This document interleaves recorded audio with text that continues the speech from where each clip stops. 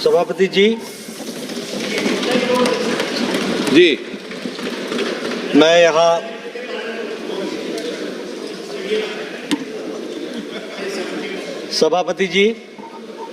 मैं यहाँ पर डिमांड फॉर ग्रांट्स 2024-25 जो लोकसभा में चर्चा में आया और जो 2 अगस्त को यहाँ डिमांड फॉर ग्रांट्स की जो चर्चा हुई उसमें हमारे लोकसभा के वरिष्ठ साथियों ने बहुत विषयों पर प्रकाश डाला और चर्चा में भाग लिया। और चर्चा में 2 तरीके के सुझाव आए। कुछ सुझाव तो जनरल नेचर के थे जो साधारणतः सुझाव के दृष्टि से स्वास्थ्य विभाग को इंगित करने के लिए हमारे सदस्यों ने दिए थे, और कुछ सुझाव स्पेसिफिक रूप में इंगित करके हमारे साथियों ने रखा है। लगभग 57 लोकसभा के सदस्यों ने, सांसदों ने इस चर्चा में भाग लिया है। सबसे पहले तो मैं सभी सदस्यों को धन्यवाद देना चाहता हूं कि उनके महत्वपूर्ण सुझाव और उन्होंने जो महत्वपूर्ण सुझाव दिए हैं उस पर विभाग को भी गौर करने का उन्होंने मौका दिया है। मैं उनके सुझावों के लिए, उनके सजेशंस के लिए, उनके महत्वपूर्ण वैल्यूएबल सजेशंस के लिए उनको धन्यवाद देना चाहता हूं। कुछ जो मैंने सभी सुझावों को कुछ भागों में बांटा है, उसमें से बहुत सारे सदस्यों का सुझाव 2 विषयों पर था। एक तो हेल्थ का बजट बढ़ाया जाए और दूसरा आउट ऑफ पॉकेट एक्सपेंडिचर कम किया जाए। मैं इस सुझाव का जहां स्वागत करता हूं, वहीं मैं यह भी बताना चाहता हूं कि प्रधानमंत्री मोदी जी के नेतृत्व में चलने वाली सरकार ने, जो एक प्रोएक्टिव सरकार है, प्रो रिस्पॉन्सिव सरकार है, और इसीलिए 2014 से ही सभी विभागों की तरह स्वास्थ्य विभाग ने भी प्रोएक्टिव होकर के इस पर पूरी दृष्टि डाल करके बजट एलोकेशंस के बारे में चिंता की और चर्चा की है। मैं यहां अगर आपको बताना चाहूंगा कि बजट को हम लोगों ने किस तरीके से देखा, तो 2013-14 में बजट 33,278 करोड़ रुपए थे। आज वही बजट 90,958 करोड़ रुपए हो गया है। यानी हेल्थ को क्या प्रायोरिटी दी गई है, और ये एलोकेशन लगभग 164%, 164% का इजाफा इंक्रीज हुआ है। यह अपने आप में बताता है कि हमने प्रायोरिटाइज करने में हेल्थ को कितना महत्वपूर्ण स्थान दिया है। उसी तरीके से जो 15th फाइनेंस कमीशन की रिपोर्ट आई है, उसमें भी लोकल गवर्नमेंट्स के तरफ से खर्च करने के लिए 70,051 करोड़ अलग से एलोकेट किए गए हैं, ताकि लोकल गवर्नमेंट्स भी अपने तरीके से हेल्थ के सेक्टर के इंफ्रास्ट्रक्चर में अपना योगदान कर सके। मैं इस सदन को यह भी बताना चाहता हूं कि नेशनल हेल्थ मिशन के लिए ताकत देता है कि वह अपने इंफ्रास्ट्रक्चर को मजबूत करे, लॉजिस्टिक्स को मजबूत करे। उस सारे को करने के लिए टोटल हेल्थ बजट का 55% एनएचएम के माध्यम से खर्च होता है। इसको भी हमको ध्यान में रख करके, हमको जब हम बजट एलोकेशन की बात करते हैं तो हमें ध्यान में रखना चाहिए। प्रधानमंत्री पीएमएसएसवाई, उसकी बारे में अगर हम बात करें तो अभी तक पिछले 10 सालों में 13,900 करोड़ रुपए खर्च हुए हैं, और उसके माध्यम से भी हमने टर्शरी हेल्थ केयर को स्ट्रेंथन करने के लिए कार्य को आगे बढ़ाया है। जो हमने 2017 के अपने हेल्थ पॉलिसी में कहा कि हमारा 2.5% हेल्थ का बजट खर्च होगा, मुझे खुशी है आज ये बताते हुए कि हम तीव्र गति से उसमें आगे बढ़ रहे हैं और 1.1% ऑफ द जीडीपी से अब वो बढ़ करके 1.9% हो गया है, रीचिंग 2%, और उसको हम आगे बढ़ाने वाले हैं। कभी खुश तो हो जाइए दादा, कभी तो खुश हो जाइए। मैं यहां पर आउट ऑफ पॉकेट एक्सपेंडिचर, इसके बारे में भी बहुत से इंटरवेंशंस किए गए, जिसके तहत Ayushman Bharat, free drugs and diagnostic facilities, free screening, इन सब पर बल दे करके आउट ऑफ पॉकेट एक्सपेंडिचर को हम लोगों ने 62% से रिड्यूस करके 47.1% पहुंचाया है और आउट ऑफ पॉकेट एक्सपेंडिचर आज वो कम हो रहा है। मैं ये आंकड़े देने पर ये नहीं कह रहा हूं कि हम रुक गए हैं। This is ongoing process with the same amount of priority. हमारी प्रायोरिटी में भी कोई कमी नहीं आने वाली है और हम उसको उसी गति से प्रधानमंत्री मोदी जी के नेतृत्व में और आउट ऑफ पॉकेट एक्सपेंडिचर को कम करने के लिए कटिबद्ध हैं। इस बात को भी हमको ध्यान में रखना चाहिए। मैं यहां नेशनल हेल्थ पॉलिसी के जो 4 मिशन मोड के प्रोजेक्ट्स हैं उस पर भी आपका ध्यान आकृष्ट करना चाहता हूं। 4 हैं। सबसे पहला है प्रधानमंत्री जन आरोग्य योजना, पीएम जय। ये जो जन आरोग्य योजना है, आयुष्मान भारत, इस योजना के तहत हम सब लोग जानते हैं कि 12 करोड़ परिवार यानी 55 करोड़ से ज्यादा लोग, यानी भारत की 40% की आबादी, और ये कौन है लोग? वो गरीब लोग जो बिल्कुल ही marginal section of the society है। और इसमें यह भी बताया गया है कि बाय प्रोफेशन से भी जोड़े गए हैं, और जो कास्ट सेंसस नहीं, जो हमारा सोशियो इकोनॉमिक सेंसस है, उसके तहत हम लोगों ने इनको जोड़ने का प्रयास किया। और मैं कई बार बोलता हूं, रिक्शा वाला, ठेला वाला, रेडी वाला, फेडी वाला, बस का ड्राइवर, क्लीनर, ट्रक का ड्राइवर, लिफ्टमैन, होटल में काम करने वाला वेटर, ऐसे गरीब लोग, 12 करोड़ परिवार, ऐसे लोगों को 5 लाख रुपए का एनुअल हेल्थ कवरेज देने का कार्यक्रम आयुष्मान भारत के तहत दिया गया है। और उसी तरीके से आयुष्मान आरोग्य मंदिर, इसको भी स्थापित करने का काम किया गया है। और इसकी संख्या कितनी है? 1,73,000, 1,73,000 हमारे आयुष्मान आरोग्य मंदिर, इसको भी हम लोगों ने खड़ा करने का काम किया है। और इसके साथ साथ आयुष्मान भारत डिजिटल मिशन, और आयुष्मान भारत डिजिटल मिशन के तहत हम लोगों ने, जिसे हम ABDM कहते हैं, उसमें हम लोगों ने 4 रजिस्ट्रीज को, आप ध्यान में लीजिएगा कि यह हेल्थ सेक्टर के लिए एक, जिसको हम कह सकते हैं कि एक बहुत ही रिवोल्यूशनरी चेंज है, जिसको हमको ध्यान में रखना चाहिए। जब हम आयुष्मान भारत डिजिटल मिशन कहते हैं तो उसकी 4 रजिस्ट्रीज हैं, यानी एक ही प्लेटफॉर्म में हमको आयुष्मान भारत हेल्थ अकाउंट मिलेगा।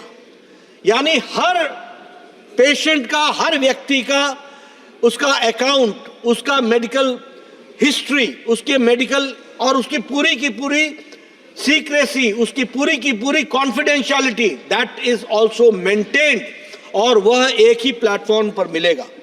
उसी तरीके से हेल्थ केयर के जितने भी प्रोफेशनल्स हैं वह भी एक ही प्लेटफॉर्म पर रजिस्ट्री में मिलेंगे। और उसी तरीके से हेल्थ ड्रग्स के भी, यानी जितने भी केमिस्ट की फैसिलिटीज हैं वह भी एक ही फैसिलिटी के तहत मिलेंगे। और हमारे जो हेल्थ के फैसिलिटीज हैं, यानी हमारे इंस्टीट्यूशंस हैं, वह भी एक ही फैसिलिटी में मिलेंगे। यानी ABDM के 4 रजिस्ट्रीज होंगे और उसके 3 गेटवेज होंगे। मैंने पहले भी एक प्रश्न में बताया था। एक होगा नेशनल क्लेम एक्सचेंज NCX, दूसरा यूनिफाइड हेल्थ इंटरफेस, और तीसरा जो है वो कंपनसेशन देने के लिए, उसके लिए कंसेंट मैनेजर, ये 3 गेटवेज के तहत इस कार्यक्रम को आगे बढ़ाया जाएगा। मैं यहाँ यह भी बताना चाहता हूँ सभापति महोदय जी और आपके माध्यम से कि हमारा पीएम भीम, प्रधानमंत्री आयुष्मान भीम योजना, भारत हेल्थ इंफ्रास्ट्रक्चर मिशन, इसके तहत भी हमारे लॉजिस्टिक्स हेल्थ के इंफ्रास्ट्रक्चर को बहुत तीव्र गति दी जा रही है और उसको ताकत देने का काम हेल्थ सेक्टर में किया जा रहा है, ये भी मैं बताना चाहता हूँ। जो दूसरे इनिशिएटिव्स हैं, उन इनिशिएटिव्स की बात करें तो एनएचएम में हम सभी प्रदेशों को टेक्निकल और फाइनेंशियल सपोर्ट हम देते हैं और वो टेक्निकल और फाइनेंशियल सपोर्ट के माध्यम से जो हमारे सब सेंटर्स हैं, जो हमारे आयुष्मान आरोग्य मंदिर हैं, जो हमारे पीएचसीज हैं, जो हमारे सीएचसीज हैं, जो हमारे डिस्ट्रिक्ट हॉस्पिटल्स हैं, इन सब को फाइनेंशियल और टेक्निकल सपोर्ट देने का काम हम ये नेशनल हेल्थ पॉलिसी के तहत, एनएचएम के तहत हम कर रहे हैं, ये भी मैं बताना चाहता हूं। एक बात टर्शरी हेल्थ केयर में मैं जरूर बताना चाहता हूं, जिसमें एक बहुत लंबी छलांग टर्शरी हेल्थ केयर में लगाई गई है, वह मैं कहना चाहता हूं और मैं इस सदन के माध्यम से देश की जनता को भी बताना चाहता हूं कि जब जब एनडीए की सरकार आई है, हम लोगों ने टर्शरी हेल्थ केयर को भी जहां पूरी ताकत दी है, वहीं हम लोगों ने प्राइमरी हेल्थ केयर को भी पूरी ताकत दी है, यह भी मैं बताना चाहता हूं। जब एनडीए की पहली सरकार आई, उसके पहले एक एम्स होता था, all India Institute of medical sciences. जब अटल जी की सरकार आई तो 6 साल के अंदर 6 नए all India Institute of medical sciences खुले और आज मुझे खुशी होती है ये बताते हुए कि प्रधानमंत्री मोदी जी के नेतृत्व में आज 22 all India Institute of Medical sciences, इनको अप्रूवल दी गई है। 18 ऑपरेशनल है और 4 अंडर कंस्ट्रक्शन है। इस तरीके से all India Institute of Medical sciences का काम चल रहा है। मैं all India Institute of Medical sciences पर यह भी आपको बताना चाहता हूं, जरा ध्यान, जरा धैर्य रखो,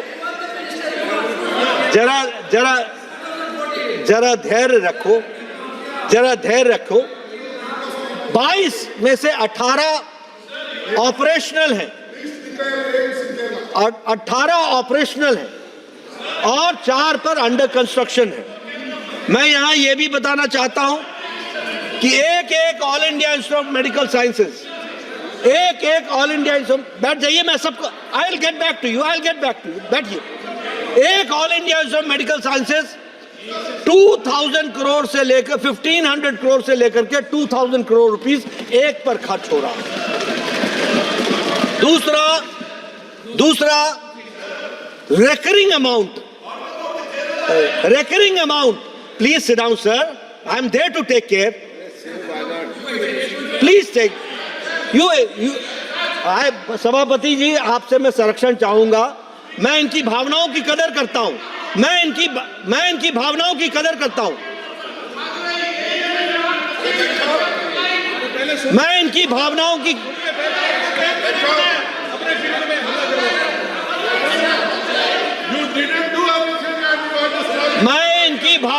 कदर करता हूं, मैं इनकी भावनाओं की कदर करता हूं। इनको भी इतनी शालीनता होनी चाहिए कि नरेंद्र मोदी जी द्वारा किए गए कार्यों की भावनाओं की भी कदर करें, इसकी इनको चिंता करनी चाहिए। अब मैं अपग्रेडेशन ऑफ मेडिकल कॉलेजेस की बात करना चाहता हूं। मैं जब अपग्रेडेशन ऑफ मेडिकल कॉलेजेस की बात करता हूं तो 157 मेडिकल कॉलेजेस आउट। मंत्री जी एक माननीय सदस्य, एक मिनट माननीय सदस्यगण, इस विषय पर डिबेट पर सभी माननीय सदस्यों को पर्याप्त समय भी दिया था और जो माननीय सदस्य नहीं बोल पाए उनको भी पर्याप्त समय दिया। अब हम सदन में गरिमा रखें, जब आपने कोई मुद्दे उठाएं माननीय मंत्री जी उन मुद्दों का जवाब देंगे। बीच में नहीं, माननीय मंत्री जी।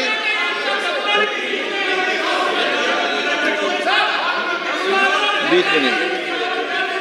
देखिए, मैं सदस्यों से एक बात कहना चाहता हूं कि अगर राजनीति करनी है तो आप राजनीति कीजिए, अगर सच्चाई सुननी है तो मैं पूरी ईमानदारी से सारी बातें आपको बता रहा हूं, जिसको आपको सुनना पड़ेगा।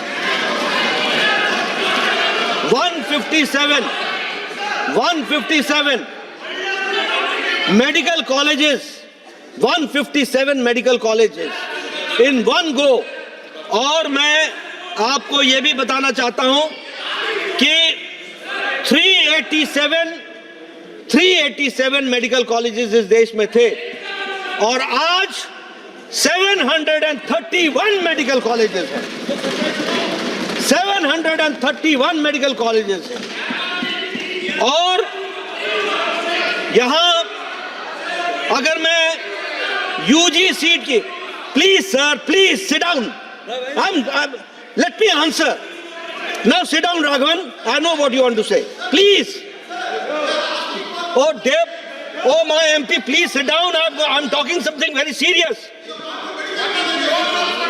तो मैं ये बताना चाहता हूं, UG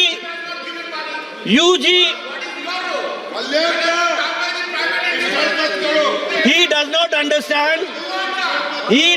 understand.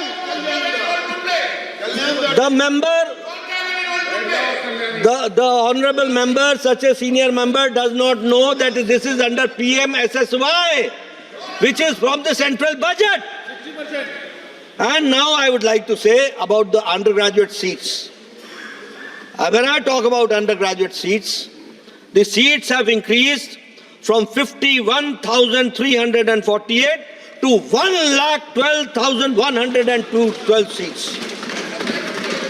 And this is in PG, and the increase is 118%.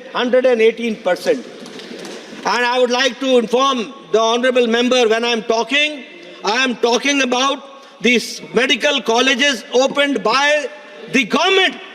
I am talking about the government medical colleges. I am talking about 157 new medical colleges which we have opened. From 387, now it is 731, that we have to understand. And when I talk about the PG seats, it is from 133%, which is 31,185 seats, to from 72,627 seats.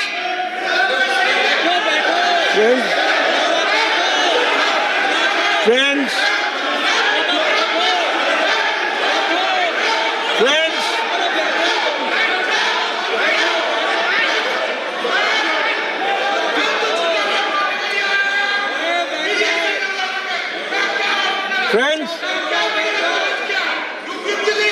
and the strengthening of the health infrastructure, the strengthening of the health infrastructure. अब उसमें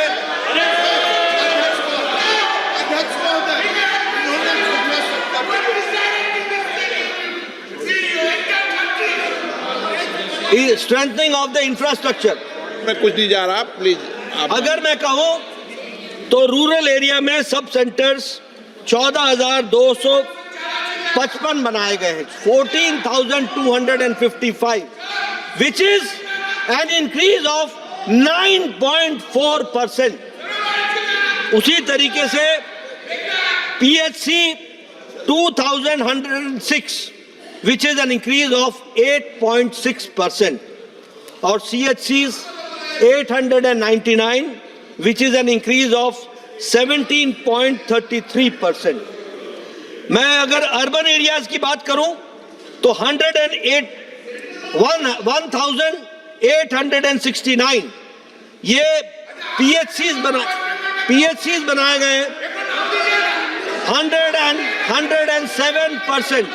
107%, CHCs 233%, मैं इनको list भिजवा दूंगा। I will send you the list Mister Kalyan Banerjee. No please seat.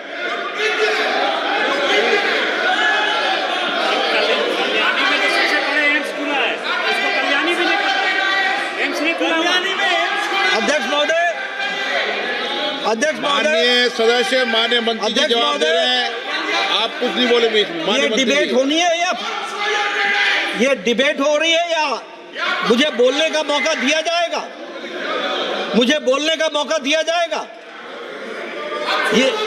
ये debate है।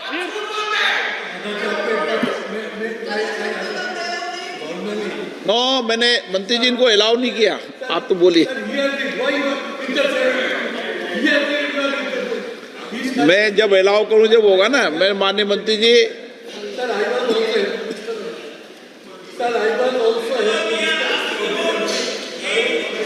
Sir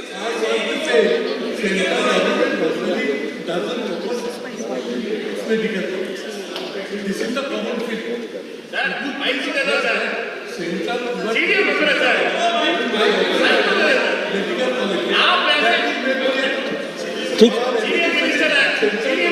किसी भी माननीय सदस्य, ठीक, मैं माननीय, एक मिनट मान, जब माननीय मंत्री जी जवाब दे रहे हैं, जब तक मैं किसी माननीय सदस्य को अलाउ नहीं करूं, और जनरल परंपरा रही है कि माननीय सदस्य जब अपनी बात कह रहे हो तो माननीय सदस्य बीच में सप्लीमेंट्री प्रश्न नहीं पूछे। माननीय मंत्री जी, मिनिस्टर तैयार हो सकते हैं, स्पीकर तैयार नहीं है। माननीय मंत्री,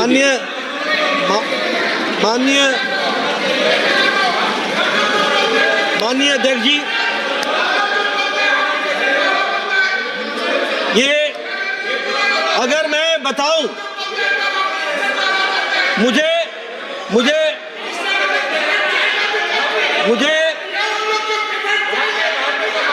सदस्य को ये बताना है कि प्रधानमंत्री पीएमएसएसवाई में स्वास्थ्य के योजना में जो मेडिकल कॉलेजेस खोले गए हैं वो केंद्र के नोटिफिकेशन से खोले गए हैं और केंद्र ने खोले हैं और सेंट्रल कैबिनेट ने उसको अप्रूवल दिया है।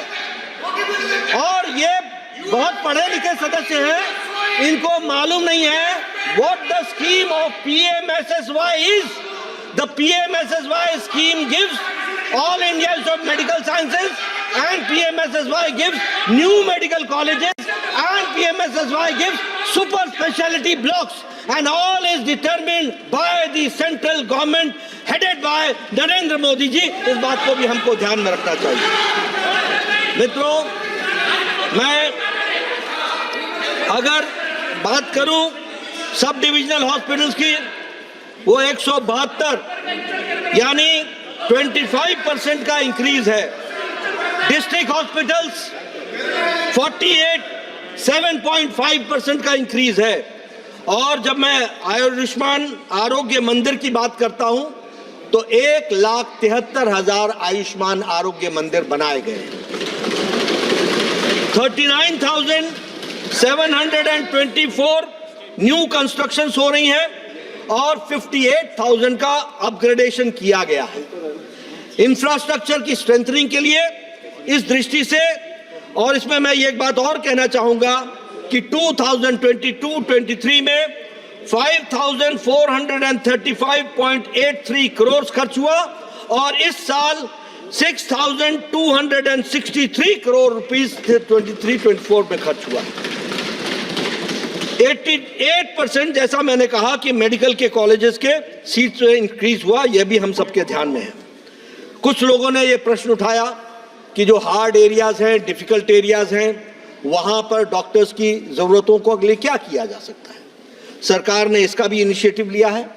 हालांकि हमने स्टेट गवर्नमेंट्स को कहा है कि आप उसमें ऐड कर सकते हैं, you can add whatever you want, लेकिन हम लोगों ने अपने तरफ से हार्ड एरिया अलायंस के लिए डॉक्टर्स को, ताकि वो हार्ड एरिया में जाएं, उसकी व्यवस्था करने के लिए, और उसको हमने स्टेट को नेगोशिएबल कहने के लिए कहा है।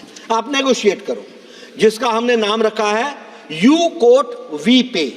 आप अपनी सैलरी कोट करो, हम पे करेंगे, लेकिन डॉक्टर वहां पहुंचे। ये है हमारा कमिटमेंट जो हम आपको बताना चाहते हैं। उसी तरीके से नॉन मॉनिटरी प्रेफरेंशियल एडमिशन में जो हम दे रहे हैं, वो अगर हार्ड एरिया सर्व करके आता है, ट्राइबल एरिया सर्व करके आता है, तो उसको पोस्ट ग्रेजुएट की सीट में हम प्रेफरेंशियल ट्रीटमेंट देते हैं और उसकी सीट्स को हम रिजर्व करते हैं। इस तरीके से हमने इस काम को आगे बढ़ाया है। एक काम प्रधानमंत्री भी बैठ जाइए ना, बात आप लोग सारा दिन बोलते रहे, नहीं no I am not going to eat, आप सारा दिन बोलते रहे, ये अच्छा सभापति महोदय अच्छी डिबेट है। मैं डायग्नोस्टिक सेंटर्स, यहाँ चर्चा हुई डायग्नोस्टिक सेंटर्स की दृष्टि से।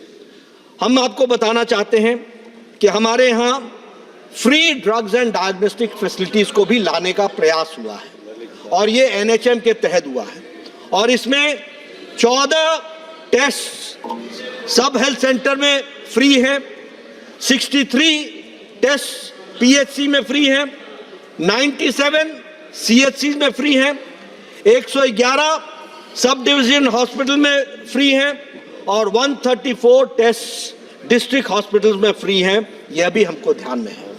मैं आपको आपके माध्यम से सभा को और हमारे सभी सदस्यों को बताना चाहता हूं कि मेडिकल मोबाइल यूनिट के दृष्टि से प्लेन्स में पर डिस्ट्रिक्ट 2 मेडिकल मोबाइल यूनिट दी गई है और ट्राइबल एरिया में 4 दी गई हैं और जो पर्टिकुलरली वल्नरेबल ट्राइबल एरियाज हैं वहां पर डिस्ट्रिक्ट्स 10 मेडिकल मोबाइल यूनिट्स को देने का काम हुआ है और इस तरीके से उसको हम लोगों ने बढ़ाने का काम किया।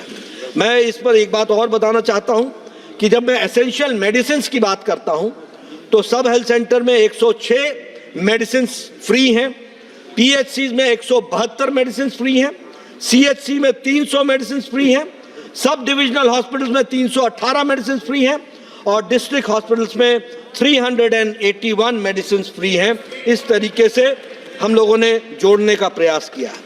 मैं इसमें आपको ये भी बताना चाहता हूं कि जैसा सुपर स्पेशलिटी ब्लॉक्स के दृष्टि से हम लोगों ने चिन्हित किए और बड़ी संख्या में सुपर स्पेशलिटी ब्लॉक्स को भी खोला गया है, जिसमें हम लोगों ने प्रयास किया है कि ताकि हम उनको फैसिलिटी दे सके।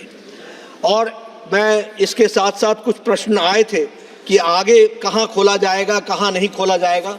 मैं आपको बता दूं, it is all India Institute of Medical sciences जो हमारा प्रोग्राम है, it is an on going process. हम एक तरफ खोल भी रहे हैं, उनको कंसोलिडेट भी कर रहे हैं, उनको स्ट्रेंथन भी कर रहे हैं और समय के साथ साथ और आगे उसको आगे बढ़ाने का काम कर रहे हैं। उसी तरीके से मैं यहाँ पर यह भी बताना चाहता हूँ कि हमारे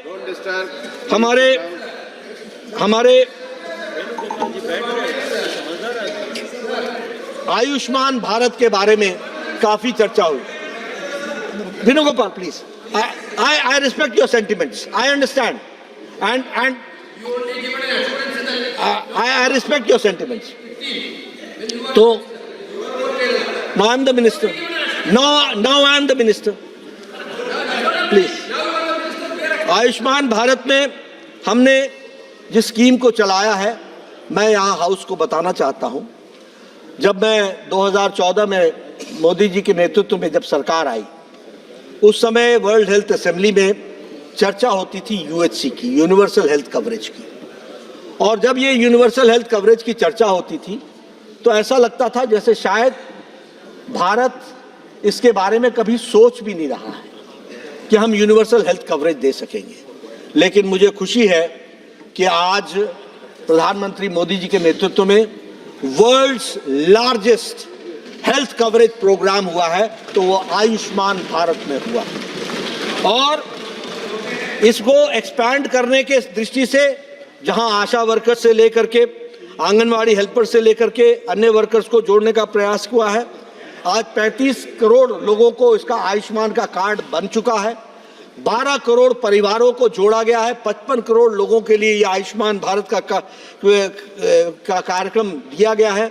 7.37 करोड़ हॉस्पिटल एडमिशंस सिर्फ आयुष्मान भारत में हो गए हैं, 7.37 करोड़ और 1 लाख करोड़ ऑथराइज हुए हैं, जिनको हम लोगों ने 1 लाख करोड़ का हम लोगों ने पेमेंट किया है उसको भी हम आपके ध्यान में लाना चाहते हैं। उसी में जो एम्पैनल्ड हॉस्पिटल्स हैं वो 29,000 और उसमें से 12,600 ये एम्पैनल्ड हॉस्पिटल्स हैं, ये भी हमको ध्यान में रखना है। 40% जो है आयुष्मान जो है वो हॉस्पिटल एडमिशन्स में विमेन हैं। 48% आयुष्मान कार्ड के जो लाभार्थी हैं उसमें विमेन हैं, उसको भी आप सबके ध्यान में लाना मेरी आवश्यकता है।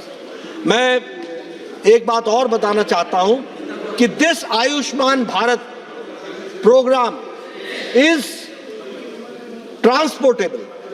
एक कोई व्यक्ति वेस्ट बंगाल का रहने वाला है, उसका कैंसर का इलाज टाटा मेमोरियल हॉस्पिटल मुंबई में हो रहा है, तो आयुष्मान भारत का पेमेंट वाया कैलकाटा नहीं जाएगा, वो सीधा टाटा मेमोरियल हॉस्पिटल को पहुंच जाएगा। और इस तरीके की संख्या 12.13 लाख हॉस्पिटल में एडमिशन्स हुए हैं, जिसको हम लोगों ने देने का प्रयास किया है। मैं इसमें एक प्रश्न आया कि आप अफोर्डेबल कैंसर ट्रीटमेंट में आप स्क्रीनिंग के लिए क्या कर रहे हैं। कैंसर पर बहुत बड़ी चिंता व्यक्त की गई। इसमें कोई दो राय नहीं है कि कैंसर के पेशेंट्स की संख्या बढ़ रही है। इसमें भी कोई दो राय नहीं है कि बहुत से कारण हैं कैंसर के बढ़ने के, और उन कैंसर के बढ़ने में सरकार एक योगदान कर रही है कि उसको रोकने के लिए, वो ये है कि हम अर्ली स्क्रीनिंग कर रहे हैं। बहुत लोगों को कैंसर के बारे में बहुत देर से पता चलता है, इसलिए उस बात का प्रयास हो रहा है। और इसीलिए जो हम लोगों ने कैंसर ट्रीटमेंट के लिए रखा है, एनसीडी क्लिनिक्स डिस्ट्रिक्ट लेवल पर और सीएचसी लेवल पर, और diagnosis services at early detection 753 districts में एनसीडी क्लिनिक्स हम लोगों ने स्थापित कर दी है। 356 डिस्ट्रिक्ट्स में डे केयर सेंटर चल रहा है। 6,238 कम्युनिटी हेल्थ सेंटर्स में नॉन कम्युनिकेबल डिजीजेस का सेंटर चल रहा है। और हमारा एनसीडी का पोर्टल 2018 में स्क्रीनिंग और उसके मैनेजमेंट के लिए खड़ा कर दिया गया है। आपको मैं बताना चाहूँगा कि जब से ये हमारा प्रोग्राम कैंसर कंट्रोल प्रोग्राम चल रहा है, ये एनसीडी की क्लिनिक्स शुरू हुई हैं, तब से ओरल कैंसर लगभग 20 करोड़ डिटेक्ट किए गए हैं। 9.6 फीमेल्स का ब्रेस्ट कैंसर की स्क्रीनिंग हुई है, डिटेक्ट नहीं स्क्रीनिंग हुई है, और 4.8 सर्वाइकल कैंसर की स्क्रीनिंग हुई है। इसी तरीके से कैंसर की दवाओं पर भी कंट्रोल रखा गया है, और नेशनल फार्मास्यूटिकल्स प्राइसिंग अथॉरिटी के तहत, एनपीपीए के तहत 131 anti cancer drugs national list of essential medicine में डाल दिया गया है। और उनकी दवाओं की जो national list of essential medicine में डालने के कारण उनकी सारी की सारी मेडिसिन की दाम को सरकार कंट्रोल कर रही है और उनको चीप रेट पे देने का प्रयास हो रहा है। उसी तरीके से 30% cap trade 42 non scheduled anti cancer medicine को ट्रेड मार्जिन रैशनलाइजेशन में लाया गया है। बहुत से ऐसी कैंसर की ड्रग्स हैं जो एनलेम में नहीं आती हैं, एसेंशियल मेडिसिन में नहीं आती हैं, फॉर्मुलेशंस बदल जाते हैं और बदलने के कारण वो नॉन शेड्यूल्ड ड्रग्स में आ जाती हैं। ऐसे भी 42 ड्रग्स को हम लोगों ने उस पर भी कंट्रोल किया है। और उसी तरीके से 526 ब्रांड्स पर भी 50% से ज़्यादा हमने उसके मार्जिन को कम किया है और उसको कंट्रोल में लाया है। और इसके साथ साथ राष्ट्रीय आरोग्य निधि के तहत 15 लाख रुपए का और हेल्थ मिनिस्टर्स कैंसर पेशेंट के तहत 15 लाख रुपए का फ़ायदा देने का प्रयास हुआ है। मैं यहाँ ये भी बताना चाहता हूँ कि प्रधानमंत्री मोदी जी के नेतृत्व में दवाइयों को कम करने के लिए, cancer in particular and medicine in general, उसको कम करने के लिए और सही दवाई मिल सके, इफेक्टिव दवाई मिल सके, सस्ती मिल सके, अफोर्डेबल मिल सके, इसके लिए जन औषधि परियोजना को भी प्रारंभ किया गया है और 13,000 आउटलेट्स खोले गए हैं। और प्रधानमंत्री मोदी जी ने इस बात को कहा है कि आने वाले 5 साल में 25,000 जन औषधि केंद्र खोले जाएंगे ताकि गरीब लोगों को दवाई मिल सके और उनको दवाइयों का उपयोग हो सके और गरीब लोग उसका उपयोग कर सके। और ये जो रिडक्शन है, मैं सभापति जी आपके माध्यम से हाउस को बताना चाहता हूँ कि आम आदमी को कितना फायदा हो रहा है। मैंने एक प्रश्न के उत्तर में 2 दिन पहले बताया है, लेकिन it is 50% to 80% reduction in medicine. इस बात को भी हम सबको समझना चाहिए। उसी तरीके से लगभग 210 आउटलेट्स है affordable medicine and reliable implant treatment Amrit के तहत, और उसके तहत भी हम लोगों ने लोगों को फायदा पहुंचाने का प्रयास किया है। एक प्रश्न आया कि ट्रॉमा यूनिट्स को बढ़ाया जाए। मैं यहाँ स्पष्ट कहना चाहता हूँ कि ट्रॉमा यूनिट का भी कार्यक्रम जब प्रधानमंत्री मोदी जी ने 2014 से उसको प्रारंभ किया और उसको प्रायोरिटाइज किया, और लगभग 196 ट्रॉमा केयर फैसिलिटीज और 47 बर्न इंजरीज दिए गए। लेकिन मैं यहाँ एक बात आपसे शेयर करना चाहता हूँ ट्रॉमा यूनिट्स के बारे में। हम लोगों ने ट्रॉमा यूनिट्स बना तो दिए, लेकिन ट्रॉमा यूनिट्स आइसोलेशन में नहीं चलते हैं। ट्रॉमा यूनिट्स में एक्सीडेंट के, क्योंकि ये बनाए नेशनल हाईवे के बगल में। अब नेशनल हाईवे के बगल में यूनिट तो बन गया, लेकिन जब तक वो फुल फ्लेजेड हॉस्पिटल ना हो तो ट्रॉमा यूनिट अपने आप में काम करने में कारगर नहीं होता है। इसलिए हम लोग इसको रिविजिट भी करेंगे और रिविजिट करके कैसे इसको और इफेक्टिव बनाया जा सकता है उसके बारे में विचार किया जाएगा। लेकिन मैं बताना चाहता हूं सदस्यों को कि हम सिर्फ घोषणाएं नहीं करते, उसकी इफेक्टिव प्लानिंग हो, लास्ट माइल डिलीवरी हो, और लास्ट माइल डिलीवरी के बॉटलनेक्स क्या हैं उनको हम कैसे दूर कर सकते हैं उस बात को भी ध्यान में रखा जाता है। जहां तक एक बात आई कि पीएम भीम में आयुष्मान भीम में बजट का रिडक्शन हुआ है, मैं आपसे एक बात कहना चाहता हूं। मैं आपसे इसमें एक बात कहना चाहता हूं और वो आपको बड़े स्पष्ट शब्दों में कि पिछले बार 1,855 करोड़ रुपए बुक हुए थे और हम लोगों ने जो बीई था उससे एक्सपेंडिचर 43% कम हुआ है। 43% हम पैसा देते हैं, खर्च नहीं होता। इस बार भी 4,200 करोड़ रुपीस हमने दिया है बीई में। आप खर्च कीजिए, जो चाहिए होगा on the floor of the house हम बता रहे हैं, ये प्रधानमंत्री मोदी जी की सरकार है, जितना चाहिए होगा, जो चाहिए होगा दिया जाएगा। खर्च करने वाले तो बनो। जब खर्च नहीं होता है तो अब जैसे मैंने कहा कि 1,806 करोड़ रुपए खर्च हुए अगेंस्ट 4,200 करोड़ रुपए दिए हुए थे। 4,200 crore rupees was given and 1,800 crore rupees has only been spent by the states. तो ये इसको भी हमको ध्यान में रखना चाहिए। और इस बार भी 3,200 करोड़ रुपीस रखा गया है। आपकी जरूरत पड़ेगी, जिस दिन ये खर्च करके आ जाओगे आपको दोबारा दे दिया जाएगा। इस बात को मैं आपको बताना चाहता हूँ।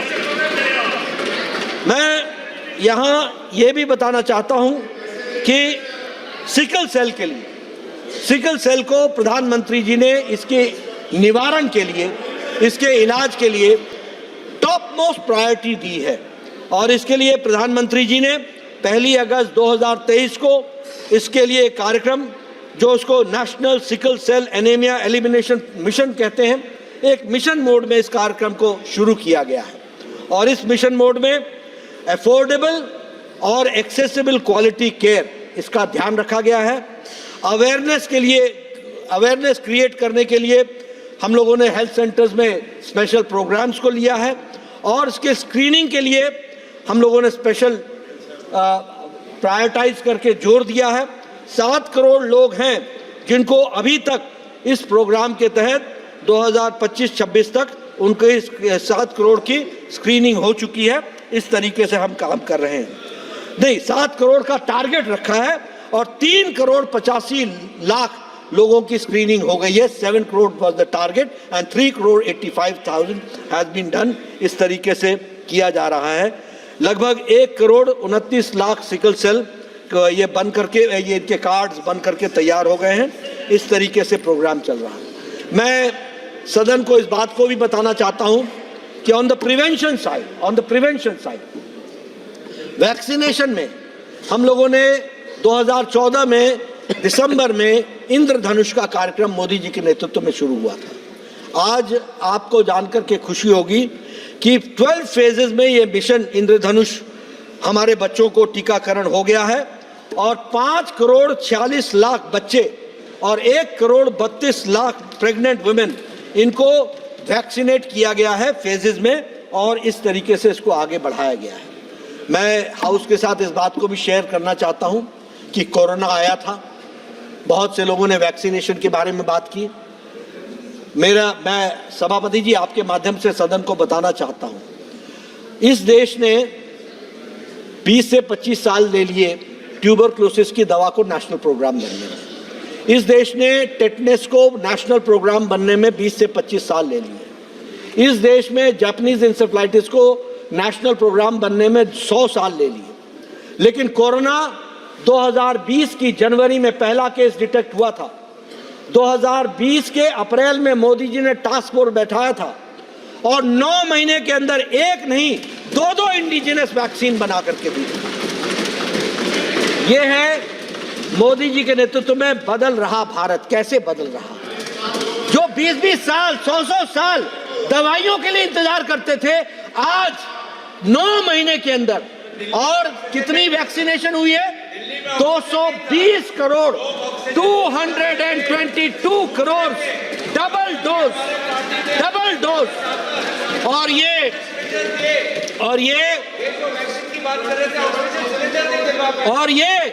और ये vaccination, this is the world's largest and the world's fastest vaccination programme in the world. इस बात को भी हमको समझना चाहिए, कुछ अप्रिशिएट करना चाहिए। Is the world's largest and और अब मैं आपको बता दूं, कोई पाश्चात्य देश 70% से ज्यादा का वैक्सीनेशन नहीं करा पाया है। ये भारत ही है जिसने वैक्सीनेशन टोटल तरीके से करने का प्रयास किया है, उसको आगे बढ़ाया है। इसलिए मित्रों, ले लेंगे सुझाव, चेंबर में आ जाना। मैं एलिमिनेशन की बात करूं तो आज एलिमिनेशन के प्रोग्राम के तहत अगर हम बात करें तो मलेरिया, पोलियो हम इराडिकेट कर चुके हैं और उसमें हम पोलियो सर्टिफाइड हो चुके हैं। मैटरनल और न्यूनेटल टेटनस में हम एलिमिनेट कर चुके हैं। कालाजार हमने पर 10,000 पॉपुलेशन में लेस देन 1 हम पहुंच चुके हैं और उसी तरीके से 89% जो था उसको हम लोगों ने रिड्यूस कर दिया है। MMR हम लोगों ने उसको रिड्यूस किया है और अगर मैं उसके आंकड़े रखना चाहूं तो 130 पर लाइव बर्थ था, that has been reduced to 97 lakh live births और उसी तरीके से decline in 83% has been achieved in maternal mortality rate. और अगर मैं इंस्टीट्यूशनल डिलीवरीज की बात करूं तो 7.8% से 88.9% 6% पहुंच गया है। इन्फेंट मोर्टेलिटी रेट जो है वह 37 पर 1000 लाइव बर्थ्स में से 28 पर 1000 लाइव बर्थ्स पहुंच गया है। अंडर मोर्टेलिटी रेट जो है, अंडर 5 मोर्टेलिटी रेट जो है वो 43 से रिड्यूस होकर के 32 पहुंच चुका है। और उसी तरीके से अगर हम देखें तो हमारा TFR टोटल फर्टिलिटी रेट वो 2.3 से रिड्यूस होकर के 2.0 यानी 2% तक पहुंच गया है। इस तरीके से हमने अपने जो पैरामीटर्स हैं उसको रिड्यूस करने का और हेल्दी एनवायरनमेंट हेल्थ के दृष्टि से उनको आगे बढ़ाने का प्रयास किया है। मैं सभापति जी आपके माध्यम से इस हेल्थ के डिबेट पर जब मैं चर्चा कर रहा हूं तो मैं एक ही बात कहना चाहूँगा कि प्रधानमंत्री मोदी जी की सरकार है जिसने पूरी ईमानदारी, पूरी ताकत के साथ प्रोएक्टिव होकर के, प्रो रिस्पॉन्सिव होकर के हेल्थ के सेक्टर में एक लंबी छलांग लगाई है और दुनिया ने इस बात को माना है कि India has prove to be an example. Bharat example बन करके खड़ा हुआ है और इसीलिए आज दुनिया के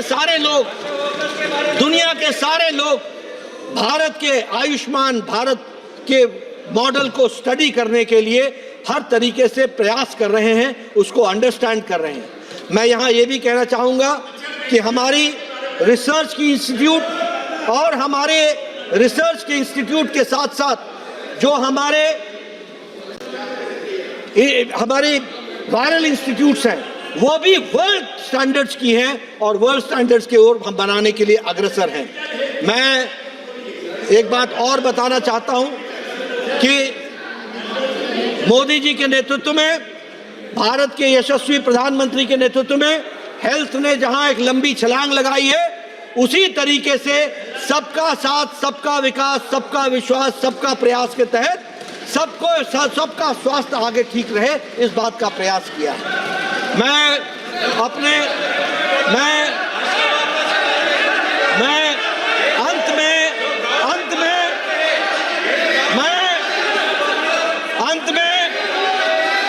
अपने बुद्धिजीवी दोस्तों को,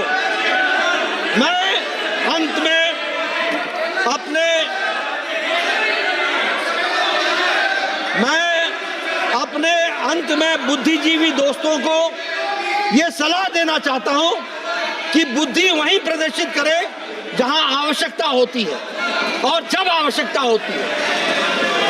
और मैं यहां यह भी बताना चाहता हूं कि सभी लोगों को बोलने का मौका दिया गया और सभी लोगों को काम करने का मौका भी दिया गया।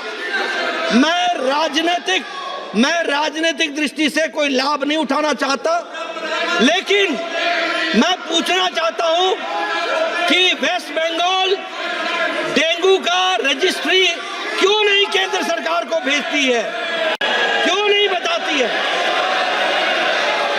क्यों छुपाती है?